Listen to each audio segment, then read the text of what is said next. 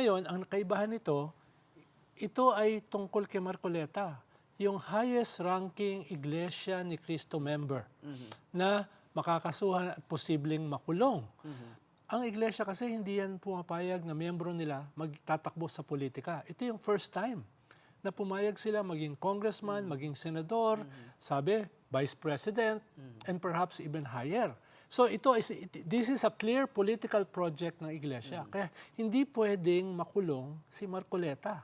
Pero nung nagkaroon ng pagkilos, siguro mga 10,000 lang. Tapos nung lumipat sa Lumiit. lalong lumiit, no? Baka 2,000 lang. Kaya nagtiklupan na.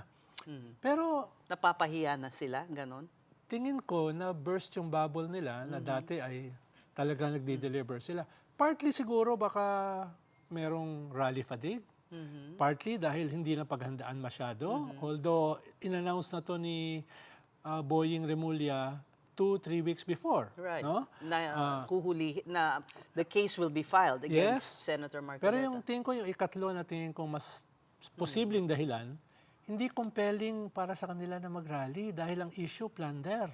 Hindi, Parang ironic no? Kanya You're nga. calling for accountability. oo. Tapos ang kaso, plunder. Tapos si Marcoleta, parang hindi naman siya ganun ka-inspiring na figure, nakakaawaan ng tao para depensahan, ipaglaban, di ba?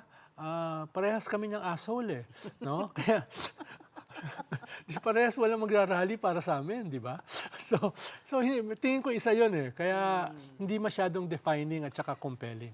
But, wala bang mangyayari this weekend on the eve of the impeachment trial na will they make another attempt? May hirapan. Siguro bebuelo muna yan.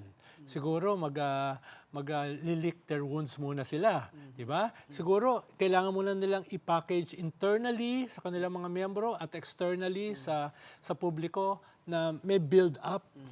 No? At saka mag-raise ng resources.